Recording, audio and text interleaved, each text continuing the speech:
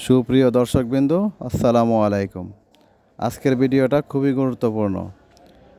ঢাকা চিড়িয়াখানা অনেকেই জানে না সাপ্তাহিক বন্ধ কী বারে, অনেকে এসে ঘুরে যান, সেই জন্যই ভিডিওটা করা। সাপ্তাহিক বন্ধ হচ্ছে রবিবার, সাপ্তাহিক বন্ধ রবিবার এবং অনেক রবিবারে খোলাও থাকে।